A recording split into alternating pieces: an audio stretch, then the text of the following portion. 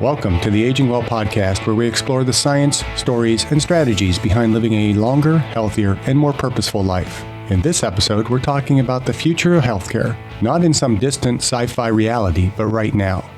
Joining me today is Ryan Schneider, co-founder of Thrive25, a movement that is redefining what it means to thrive as we age. Along with his partner, Max Slaffler, Ryan is leading the charge in what is being called Medicine 3.0, a shift from reactive, symptom-based treatment to a personalized, proactive approach to lifelong health. With over 300 published articles and experience guiding more than 15,000 people through their health goals, Ryan brings a practical and deeply informed perspective on how to optimize your health using biomarkers, daily habits, and a supportive community. If you're looking to age with clarity, confidence, and energy, this episode is for you. Well, Ryan, welcome to the Aging Well podcast. Let's start by having you tell us a little bit about yourself and what is Medicine 3.0 and how is this fundamentally different than traditional medicine? Thanks, Jeff. I appreciate the chance to speak with you. Medicine 3.0 is kind of a term coined by Dr. Peter Attia in his book Outlive. I mean, there's plenty of other experts that have said it too. But really, it's looking at how do we focus on prevention instead of reactive medicine? How do we think about us as individuals as opposed to a general population and generic advice? And then also looking at risk a little differently, right? I think in the healthcare system, their job is to help keep us alive. But in Medicine 3.0, I don't care. My doctor might care if I'm going to have a heart attack in the next 5 years. I care about the next 25 to 35 years, right? So we're trying, so it's a different definition of risk. So preventative care, focused on the individual and thinking about our personal goals and needs from a much longer time horizon and focused on that health span and the quality of life. So what inspired you and Max to launch Thrive25, and what gap in healthcare were you really trying to fill? So when this is right around 2019, 2020, I was turning 40 pretty soon and having my second child. And I was doing the math and I recognized that I was going to be 58 when he's graduating high school. And I thought back to all the memories of playing sports with my dad and just the active family life that we had growing up. And my parents had started a family much earlier. And I was starting to feel a little bit of that stress, starting to feel my body just change a little bit from being an athlete growing up. And I said, I've always kind of been that go-to resource for my friends and family. Hey, what do you think about this diet? What do you think about this exercise or workout? But I was feeling that myself. And I said, we have to really formalize this because I have to redefine what 50, 60, 70 means, because I'm still going to be playing basketball with that guy when I'm 60 years old. We're still going to be hiking together when I'm 70 with me and my wife. And so this was a way to educate ourselves to really help everyone change how we age, right? Get rid of that 16 to years of chronic disease that the average American is grappling with at the end of life. And as I went to look at all these resources that were out there, so many of them were very expensive. I had just moved from California to Florida because my wife grew up here and we were getting help with our grandparents for our kids. And I wasn't making the kind of money I was in the past. And everything I looked to and turned to for longevity help or this preventative medicine was very expensive. And I said, there's got to be a better way than just either listening to podcasts or spending $3,000 for a longevity clinic. So how can we help bridge the gap there and make this preventative care a little bit more accessible to everybody? So our pathways aren't that much different. I had my first son about the same time you had your second son. I have a daughter that turned 17 today, and I just turned 62 on Wednesday. So yeah, kind of in that same boat and same goals and everything else. And I'm sure there's a lot more of us out there. We just did a podcast episode that aired, I think, on Sunday that was talking about the health benefits of having later life pregnancies for women, and which was kind of interesting because we were fearful. My wife and I got married late, and having kids in our early 40s, you hear about all the risks that kind of go with that, and then you have to look at, okay, well, what's it going to be like when I'm 60 and my kid's 20? So yeah. So you talk about making longevity accessible to everybody. How do you make this practical for people who aren't elite athletes and the wealthy biohackers? And I think we could probably infer which wealthy biohacker we're talking about there. But yeah, so there's a couple things. So one of the things that we're doing is we're bridging this AI technology that everyone's talking about in so many different fields with traditional healthcare. You and I started this conversation beginning. There's so many flaws in our current system, but it's the system that many people are stuck with.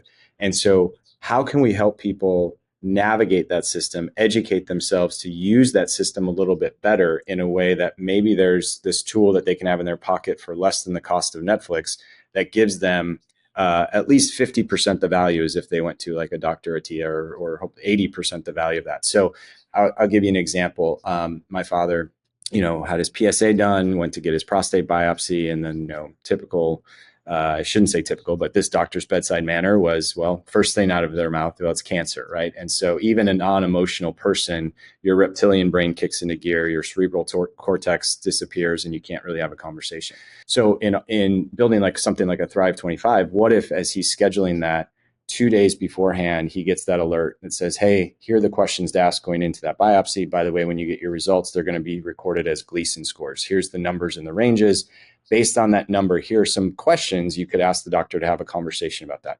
So we're not sending anyone back to med school that you have to learn everything, but we're empowering them enough to say, okay, now I'm not just hearing the word cancer and being fearful. I know there's a big difference between the number 5 and the number 10, and I can have a conversation about that and know what to do next. Similarly for women, right, 12% of mammograms are false positives. And so before you freak out, here are the questions of making sure you're helping your doctor navigate what to do next and validate, what we should do. So these are just a little, some examples of ways in which we're empowering people to do that. And then even on the lab tests, right, there's plenty of startups and big companies now you see charging $500 or more to go get your labs done. If you ask the right questions during your physical, you can get the majority of those biomarkers through your doctor's office. But the problem is you're going to get those results from Quest and you're not going to make heads or tails of them. They don't tell you what the acronyms are. They don't really tell you what optimal is versus normal. But what we built is a platform that you can upload those results from anywhere seamlessly into our app. And then we give you a report that looks just like the best biomarker report in the world that you would get from these high-end clinics and tells you exactly what everything is, why it's important, all layman's terms that a 5th grader could understand, and then gives you some actions you can take based on those results to help you get it into that optimal range before you look at any pharmaceutical recommendations from it. And I like that you're using the term optimal as opposed to just simply normal, because those of us aging, we know that normal is often much lower than is really optimal. And a lot of times, well, you're in the normal range, so you're okay. And it's like, not really, because optimal is going to help me to age better. And so I like that you're using that term optimal and stressing that. And I think there's something so key to pull out that I'd love to share, Jeff, is sure. Normal is actually defined as 2 standard deviations from the mean when we're doing those results. So when Quest or LabCorp are pulling that together, 95% of all test results are going to be classified as normal. So as we've become more unhealthy as a society, normal continues to adjust. So even like very validated medical institutions, Northwestern, Cleveland Clinic, they're going to report back things like ALT, which measures the fat in our liver. That normal range is much higher today than it was 20 or 30 years ago. And so when we define optimal, we're actually saying this at above this point or below this point, you're actually changing your risk of disease. Normal today is not doing that. It's literally just the statistical measure.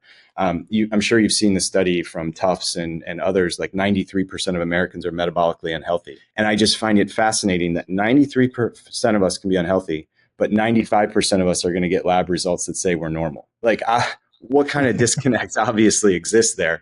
And so, yeah, we've done the research and looked at all. We have a medical advisory board and talked to others.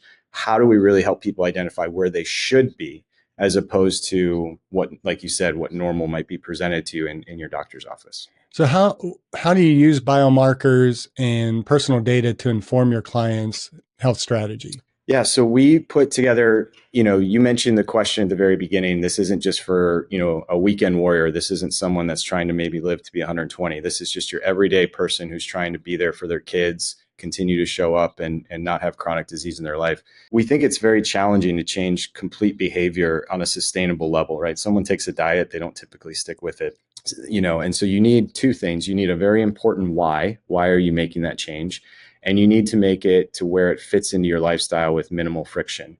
And so what we've done is we've put together what we call quick wins, these like daily habits that are very much scientifically backed tied to each of those biomarkers that can start to make a difference, and you can see results. So this might be something like flossing for your C-reactive protein, which is a marker of inflammation. This might be taking every single day a walk after dinner and not eating for 3 hours before you go to bed if you have high fasting insulin or glucose. We even get into details like uric acid, which is another metabolic marker that's very important. If you have high purines, which is an amino acid, that's going to increase your uric acid. Well, there's a lot of purines in beer, but not so much in wine and tequila. So we're very specific to say, we're like, hey, cut out the IPAs if you're high in uric acid. And these are things, again, that you pick 2 or 3 of these, you can seamlessly fit it into your lifestyle, start to track it over, a period of a month, 6 months to a year, and you get your results back and start to say, oh, wow, I'm seeing a difference, or I know why I'm doing this specific habit. And then you can start to stack that, right? We know it's a snowball effect. Once you start to make one healthy decision, you can make more. But it's not about trying to get people to change their entire life. It's meeting them where they are, and they can pick these habits, but they know exactly why they're doing it, because they see, like we started with, they're not in the optimal range for that biomarker. And so now it's not a nice to have to maybe take that walk or skip that drink, but rather it's, I know exactly what this can do for my long-term health. Yeah, I think one of the questions that they never ask in medicine is why not? We try to stress the why. You got to do this because it's the healthy choice. So they tell you lose weight, but nobody asks, why can't you lose weight, or why can't you take that walk in the evening? Well, I live in a dangerous neighborhood. I can't just go walking around the block, or I have this problem or that problem. And I think it's important that you're asking kind of the why, or you're stressing the why not as well as the why. I couldn't agree more. And so where we are today with the Thrive 25 platform is exactly like you said, is giving the people choice, knowing what they can opt into. What we're building now is more of a practical health hub where people can put more of that information, like you said, not only what are their goals, what's their environment, right? What are they able to do? What are they not able to do? What are they honest with themselves that they're willing to change or not willing to change? And then the AI advisor has actually more information than any one doctor and will never give a recommendation that's out of turn for that individual. So just as a few examples, we have individuals that might be low in vitamin D. We know their zip code. We know their blood results. And so like the first day of spring, we're like, hey, you live in Chicago. Guess what? Good news. You can finally get vitamin D between the hours of 11 and 2 moving forward. So get outside. And if you can't get outside, here's the specific ways you can get up to 50 nanograms per milliliter and take the right dosage to supplement. Or someone had high basophils, which are like the white blood cells tied to allergies. We know their zip code. We know that they're a runner. Hey, the pollen is extremely high in Atlanta today. Make sure you take some precautions. We always advise going outside, but if you want to get on the treadmill today, we know you're susceptible to allergies. These are the little things that, again, feel like they're not game changing, but over time, these little nudges are what's going to change people's daily habits and how they live and their health in a big way. And that's where I think AI can be, really, really powerful if it's aligned towards where people already want to go. And it has that information, like you said. So you're so right. The why not versus the why. So what are some of the most underappreciated or overlooked markers of aging well? Are you thinking like from a biomarker perspective, or just more of a, more high level, how people are feeling? What do you mean? Well, I mean, I guess you could take that question either way you want. Yeah. I'm thinking kind of biomarkers as well as kind of just the general, biomechanical, psychosocial kind of markers that can indicate aging. So I look at, from a biomarker perspective, and again, I'll preface this. I think I have an honorary degree of some sort of, I've written 450 newsletters, which have all been, I'll tell you, diligently researched over the last 4 years, but I am not a PhD or a doctor. But everything that I come back to is your metabolic health and your inflammation. And so I look at like the triglycerides, fasting insulin, fasting glucose, A1C, and the C-reactive protein, because more and more, whether it's heart disease, whether it's cancer, obviously diabetes and the metabolic issues where we're not living with the energy we want to have, all of that starts with how efficiently are we taking fuel into the body and being able to use that for energy. And that's the crux of all of this. And so I think those are just obviously the essential markers. And then C-reactive protein, from the research I've read, more and more of all of our health is tied to our immune function. And the more we put stress on our body and we have inflammation, and the immune function is just overly engaged just to keep us well, it can't recover, it can't repair. And there's more research even in heart disease where oftentimes where you see the issues where there's going to be a blockage in our heart disease, that repair is in a place where the immune cells couldn't actually repair it the right way. It's not just the cholesterol that was running through your veins. And so I think inflammation from stress, inflammation from the wear and tear we're putting on our bodies, the toxins we're exposed to, whether that's through food or our environment. I think all of those markers are really, really key that people need to pay attention. So can you walk us through a typical health optimization plan for someone in their 50s or 60s? So I think in their 50s or 60s, again, it's going to be around mindset. It's going to be around movement. It's going to be around sleep and nutrition. And then we look at a lot of connection and fun. So we actually have 9 elements of health and longevity that we put together. And, I think one of the things that is completely missing, and from what I've seen, 50 and 60-year-olds, and you can tell me if I'm right or wrong, start to have more fun and laugh and smile a little bit more. In your 40s, you're kind of in the thick of it with raising kids potentially, or really trying to still be going 100 miles an hour in your job to build your wealth. And typically there's a dip in that happiness curve. And, reading the book like The Good Life from Robert Wagner and the Harvard study, happiness study, it's really around the connection and the people you surround yourself with. And I've seen stats that, kids laugh 300 times a day, and as adults, it can be under 10. And so again, going back to that stress and that mindset, everything flows from how you're feeling. And do you have that positive intention going into the day when you wake up, and how you're living throughout those waking hours. So I think it starts there with what's going to bring joy and happiness to your life and give you that positive mindset.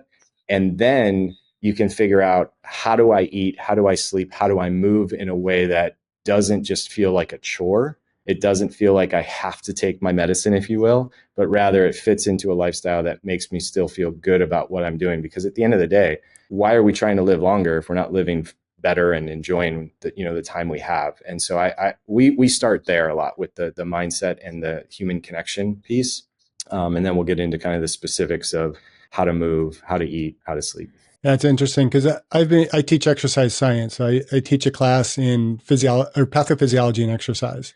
And having taught that for so many years, I kind of came to the conclusion early on that, if you want to be healthy and you want to have good longevity, exercise, physical activity, healthy diet, maintain a healthy body composition, and don't smoke. Those were the 4 things. And in doing this podcast over the last 3+ years, more and more things have come up, like sleep being so important to managing our hormones, managing our recovery, our brain health, all those things.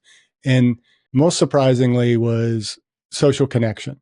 And so we've started stressing purposeful social connection as being one of our kind of pillars of aging well. And I think that and sleep have started to elevate, and I'm probably, not doing justice to my field, but, it's suddenly, I think sleep and social connection really rises above the importance of exercise. Because if we don't have those things, we're not going to be able to effectively exercise and recover from the exercise. So I think it's great that you're underscoring that idea of, social connections being so important to us being healthy as we age, and particularly in our 50s and 60s, because that's when we start to really detach ourselves from other people. You're retiring from work. All those people you worked with day after day after day, you're not having contact with on a regular basis. And, you get older, you get in your 70s, 80s, now you're starting to lose those social connections. And so how do we regain those? You're so right. And I think when you talk about how do you regain those, there's actually a group of guys that were out in LA, and we've now replicated it since I moved to Florida, of having a weekly sunrise walk, and, sharing just the basic question, what are you navigating? What are you celebrating? And so there's a couple of things there. You mentioned exercise and social connection. When you put the two together and you're actually walking at sunrise with someone, we're fortunate to do it along the water. that you're getting the movement and you're getting the connection. When I lived in LA, it was this sunrise surf session, right? You've got 5 guys, you're out there, you're surfing, you're in the fresh air, you're getting the water, and what better way to start the day? And you're already playing with the house's money. And all you have to do is to, like you said, to think about how important connection is. Think about when you go home after work to dinner or whatever the end of the day is, how you felt that day was. If you're starting that day surrounded by people that you just enjoy being around versus if you kind of go through that day, waking up, trudging through whatever morning routine by yourself is, having breakfast, going to work, coming home, and not having that social interaction, it's night and day in terms of how you feel. And so I think, just like your mindset, like you said, you're not going to be able to exercise, you're not going to be able to make the right decisions without that connection. I think if you're not in the right mindset and if you're not having fun with those social connections, you're just much more likely to make poor choices in those other pieces too. So it might still be that what you eat and how much you're moving and how much sleep you're getting matter a lot, but you're going to be making those choices when you're in a good positive mindset connecting with others. And so that's where there's a lot of synergy, I think, at play together. And that's where we put the purposeful in front of it and really stress that, because you can have social connections. You can have your buddies that you're going out drinking beers with and watching Monday Night Football and doing all that, but that's not necessarily promoting healthy longevity behavior for yourself. And it can actually bring you down rather than really bring you up. And like you said, getting up in the morning, doing that sunrise walk with people that are giving you positive affirmations and feedback and encouragement is going to go much farther than having a bunch of, buddies that you're just kind of drinking with and are not really, maybe you're complaining about your spouses or your jobs and everything else. That's not helpful. That's not healthy. You're absolutely right. And as you think about that, what I've seen the research on, and I think this is especially true for, and this is a generalization, but men who just aren't as open to sharing oftentimes and being, like you said, going beyond what sporting event you're watching on TV as maybe some women are. But when you're not face to face with someone, but you're just walking parallel with them, your guard comes down a little bit. And what I've found is when we're outside just walking, there's just an openness and a vulnerability that you might not get when you're sitting there at a restaurant and you kind of pose that question as if you're going to like, oh, we're going to talk real stuff now, right? We're going to talk about our partners or we're going to talk about our families. But when you're out walking and you kind of know that this is an intention for our health, as opposed to, like you said, just drinking, all of a sudden you're kind of like looking out over the horizon and you're walking next to someone and it's less intense and you just kind of let your guard down. And there's something pretty magical about that. So I definitely advise groups that get together, if you're not finding a way to connect at that level that's supportive of the people. One, it might be the people you're with.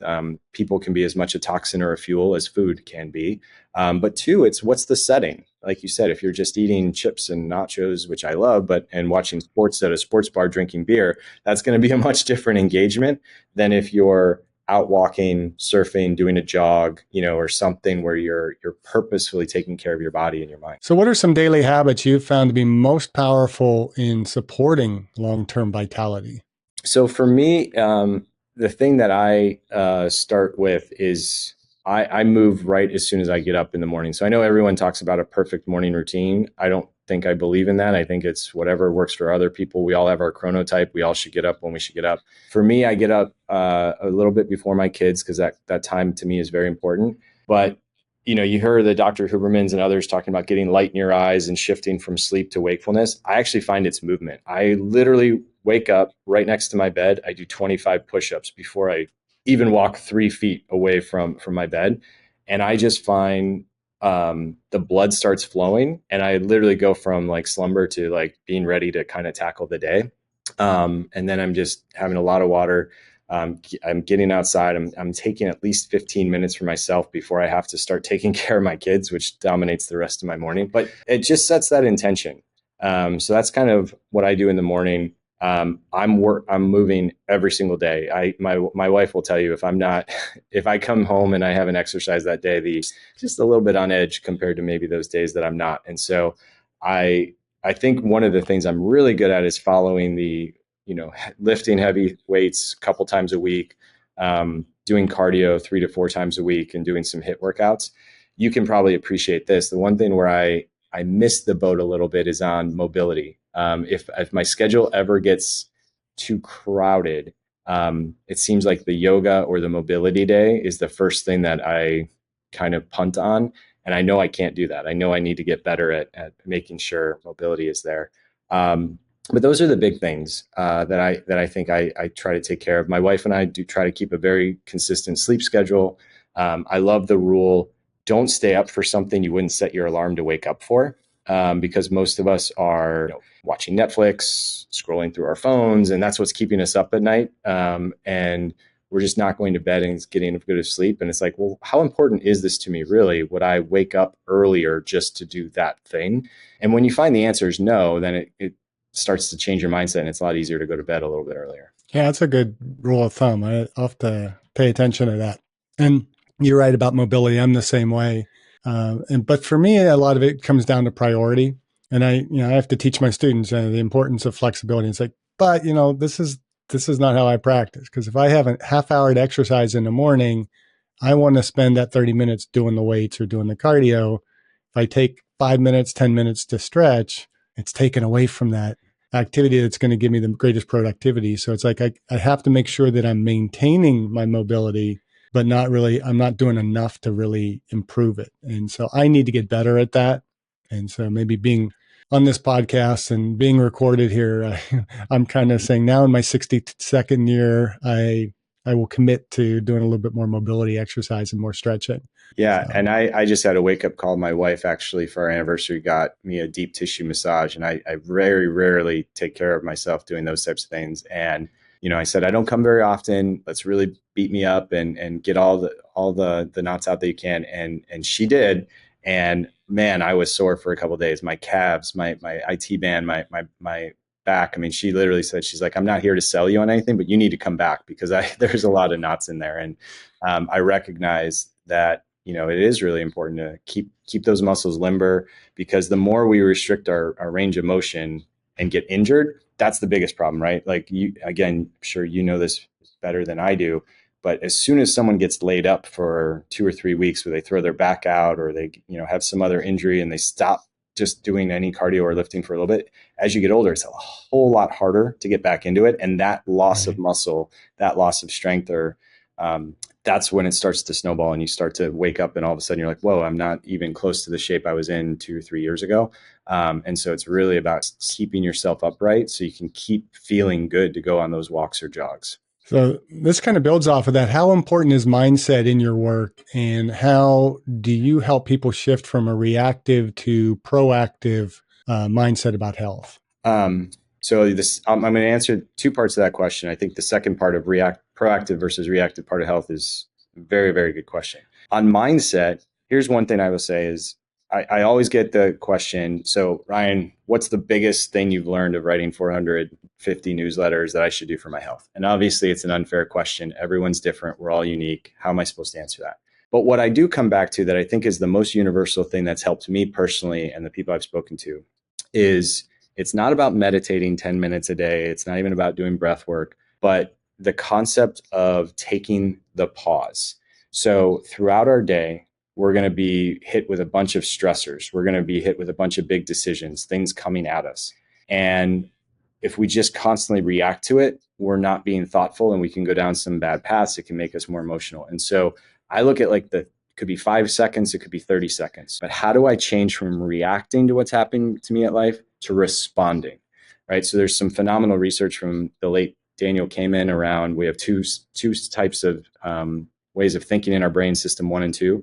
95% of all of the decisions we make are subconscious and we just react to life.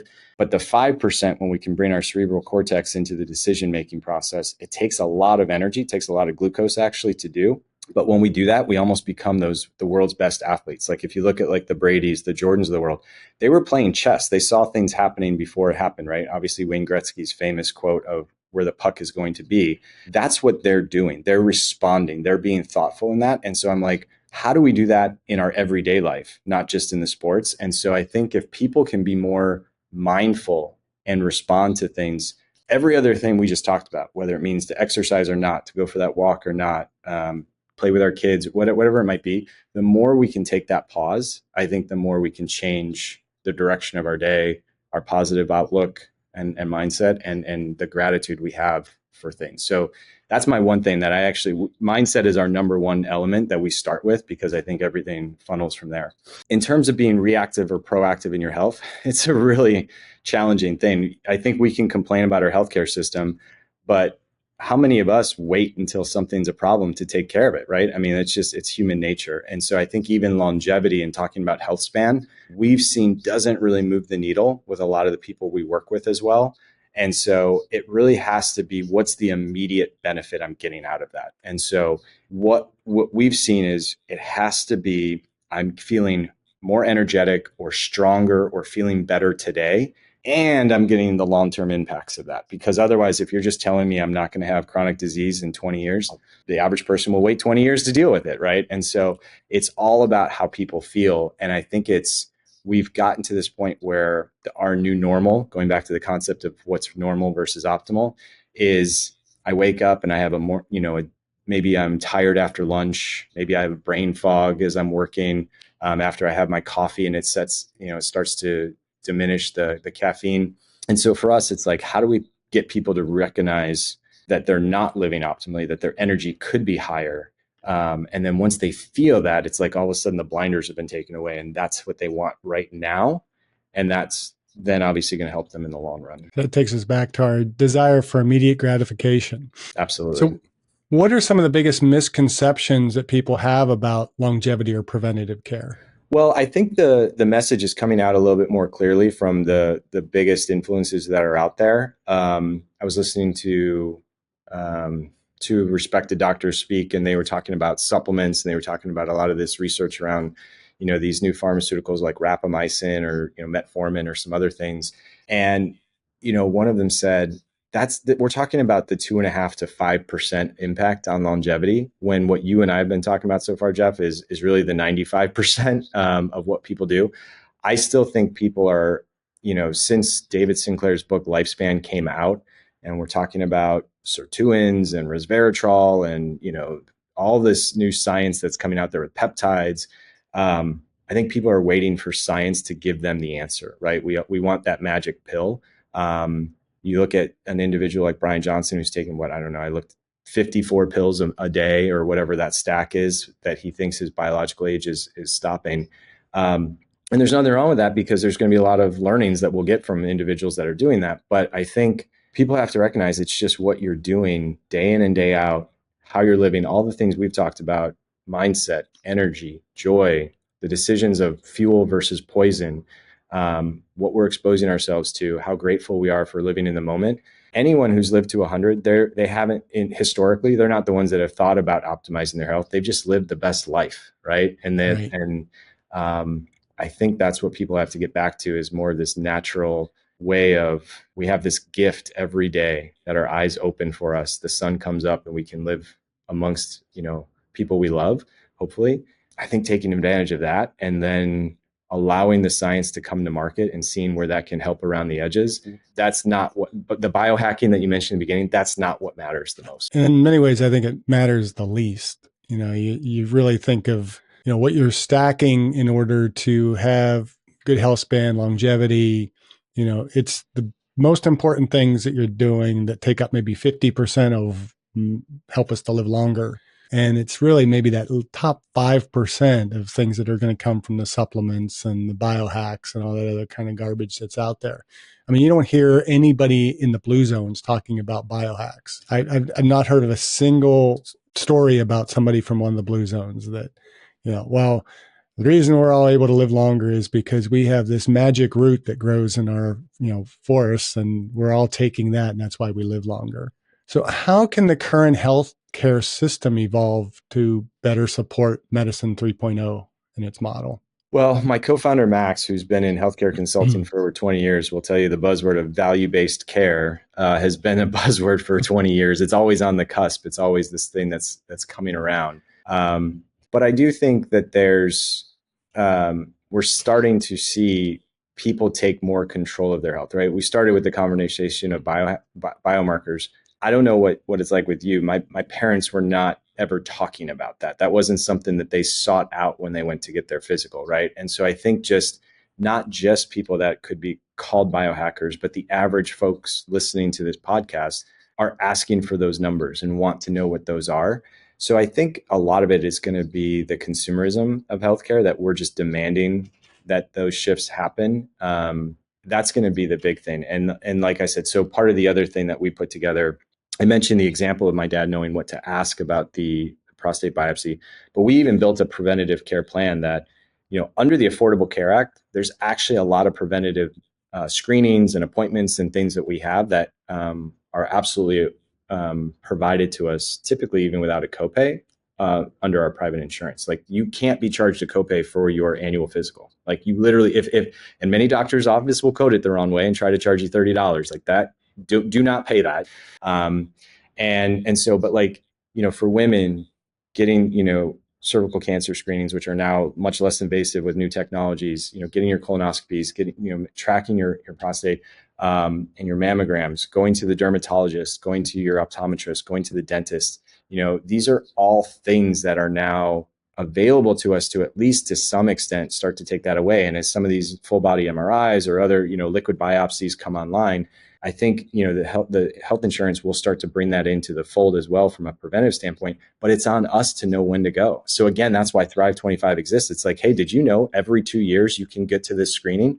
Let's do that. And we remind you and give you the nudge to actually go. And here's the questions to come up that bring up. So I think it's going to be empowering ourselves to do it, and then using technology that says, wow, what is available? Let's actually take advantage of that.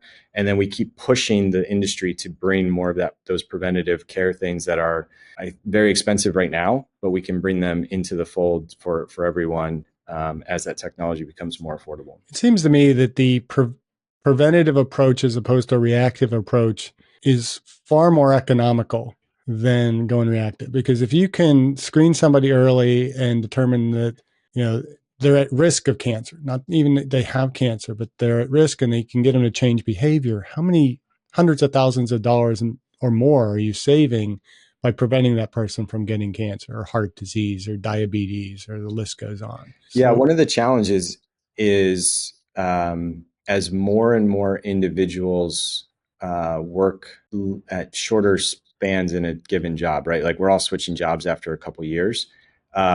There's a perverse incentives of, okay, now I'm paying for this preventative service, and you're probably not going to be on my payroll when that claim comes to fruition, right? Because we're not working 20, 25 years at GE or anything like maybe our parents or grandparents did. And so the question is, who's going to pay the upfront cost where there's undoubtedly an ROI, but that long-term payment might be by another party? And so we are trying to look at where are those. It all follows the money and follows the incentives. And it's like, how can the system still be better off to pay for those preventative services now? Because we are trying to get Thrive 25 into self-insured employers and saying, look, if you have this data, if all of your team members know their biomarkers and they start changing their behavior, it only takes 1 or 2 claims of people not needing a GLP-1, not needing, other medications, not needing, to go down a pathway of heart disease or cancer for you to really save a lot of money. So we're trying to make that economic argument, but you have to look at they're all looking at the dollars and cents and saying, hey, is this 40-year-old going to be working here when he or she is 50? If not, do they really care?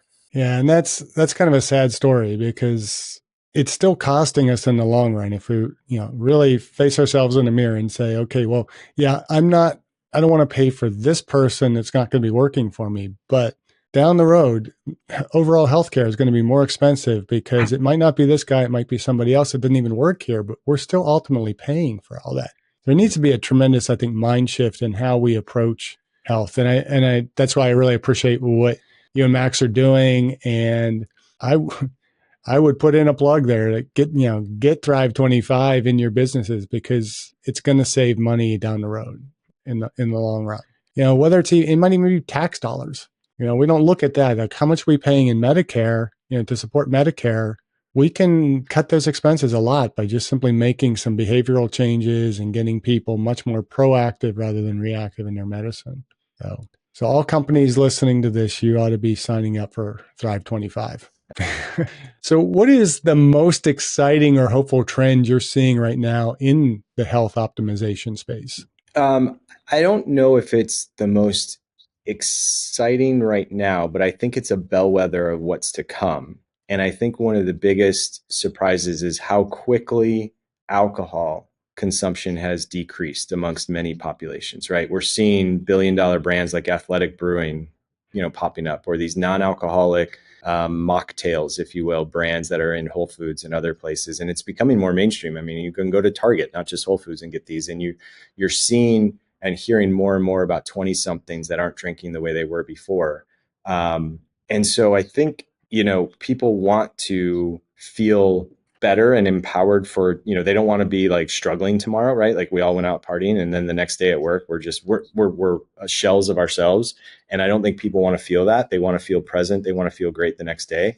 And they're recognizing that alcohol truly is a toxin in many ways. And look, I have a few drinks still here and there. I'm not judging anyone that does, but I think it's a really interesting trend that it is possible, just like smoking 20, 30 years ago, can go down with the right messaging and the fact that people recognize they have the power to take care of their health. So I look at that as a trend that says there went from, oh, I don't know if heart disease or cancer is in my future. It might be luck of the draw. It might be genetics, where now I think that's a signal that people recognize so much more that how much their behavior can impact their health more than it ever has in the past. And so I'm excited to see where that goes next and what people are further willing to do.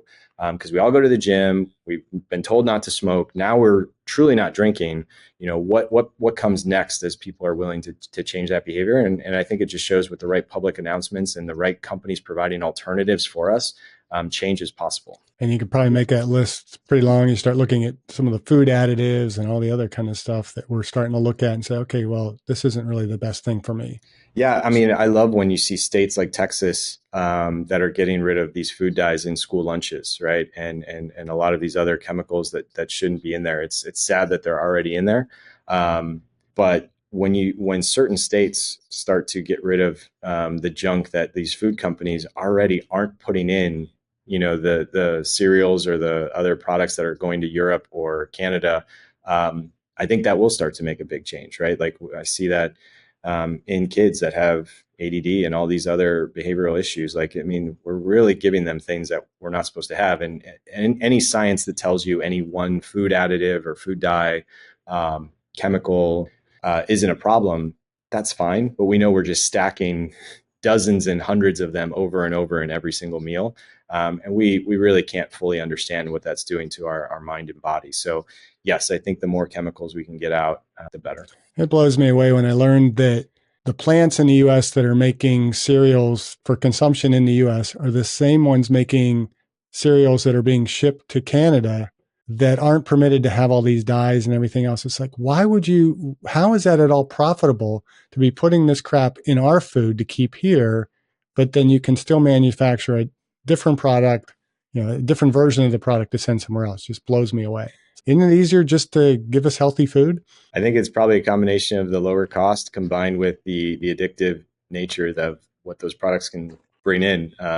And these large food manufacturers are not stupid. So there's obviously that they see that economic value of what the decisions they're making. Which is sad that the economic value is more important than the health value and the welfare value that comes from the foods. So for someone who is just starting on their Thrive journey, what is one small step they can start to take today? So I think, and this is where we're starting to build a better, this isn't the consumer friendly term, but like a diagnostic, a kind of a self-questionnaire, self-survey, if you will. And I mentioned these 9 elements, and it's kind of like, if you go through each of those. So, we can list them out. Happy to share the graphic with you to put on the show notes around, like we said, nutrition and mindset and the environment I live in and the connection with others and having fun and sleep, all of these things.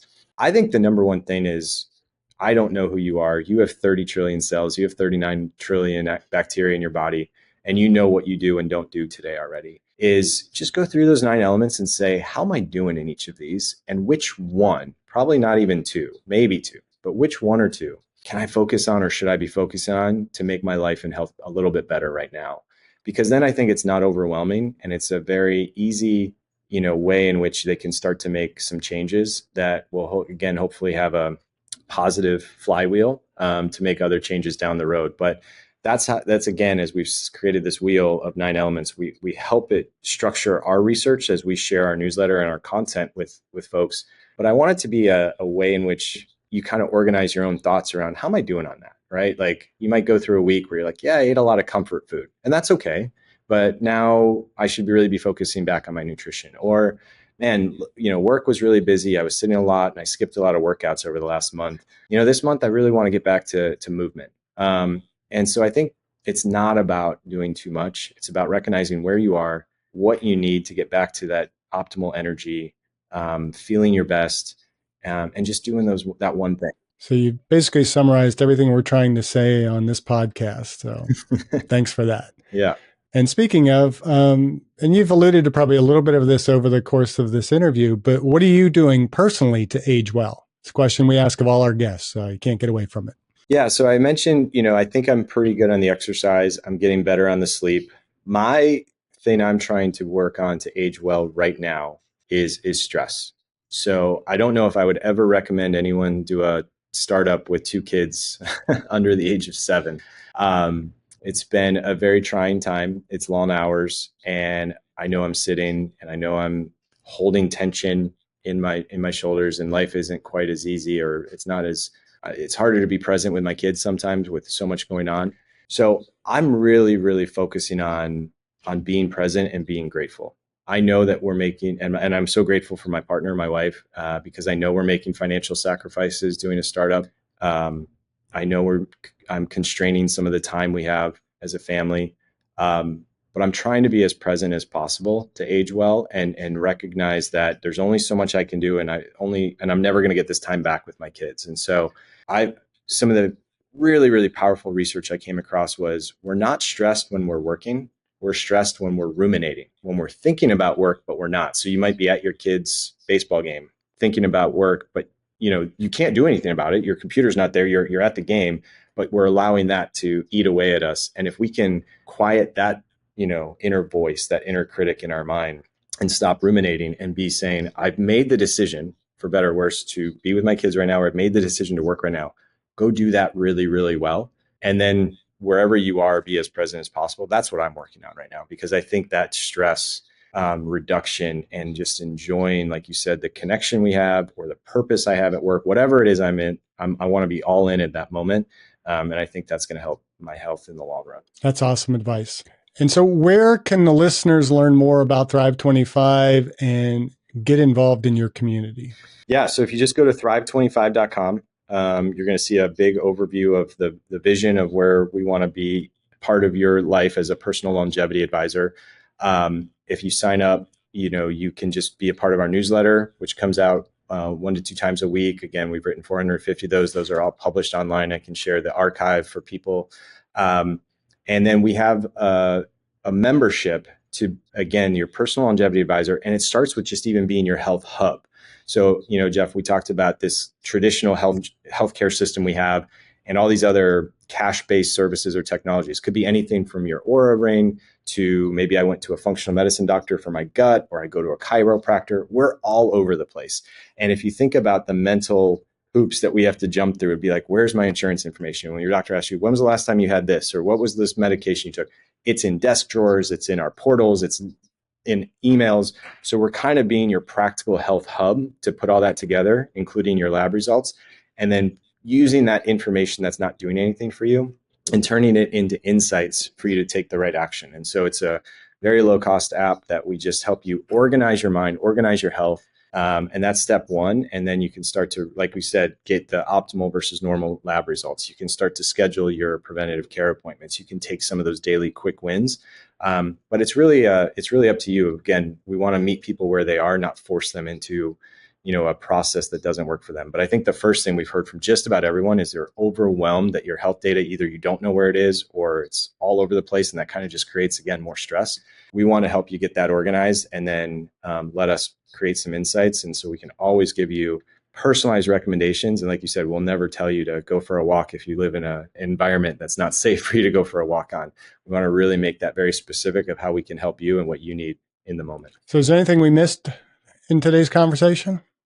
I think we covered a lot. Not too much that I can think of. You even hit on the food additives and some of the chemicals in our environment. I think we talked about the things that we care about. I would just say again, you said it at the beginning, no one in the blue zones or no centenarian or whatever your goal is, they're not thinking about optimizing their health every moment of the day. I think it's, our definition of thriving isn't to be thinking about your health all the time. It's to live life such that your health doesn't get in the way, right? So whatever it is you want to be able to do, there's ways in which you can probably take action so that your health can allow you to do that. If you want to go hiking Yosemite in your 60s, what does that mean? If you want to still be surfing in your 70s, what does that mean? If you want to be carrying your grandkids, what does that mean? So I would just focus on what is your why, what does thriving mean to you, and then you back into what do I have to do to make that happen so I can live my best life without compromise. I had a conversation with a woman at our church who's 100, and I was asking her, what are you doing to live to 100? And she immediately started talking about, well, my dad lived to be 106. And she told me that when he was 87, he wrote his memoir, and he had to write a second volume to his memoir because he did so much after 87. They just continued. Like he was 93, he went to the North Pole. Wow. And it's just like the guy's thriving. He's living that great life. And I think, the more we can think about what we can do to just live the most purposeful, the most productive, the most vital life that we can live and thrive, the more we're going to be aging well. So I appreciate what you and your partner, Max, are doing. I hope the best success for you guys as the business grows. And we will share links in the description notes to you guys so that they can get that information. And we'll have to have you back on to kind of get an update of how it's going and talk more about some of these topics. But kind of until then, just keep doing what you're doing and keep aging well. Thanks. You too, Jeff. I appreciate you getting this message out too and building an audience with the Aging Well podcast. Appreciate you inviting me on. You're welcome. Thank you for listening. I hope you benefited from today's podcast. And until next time, keep aging well.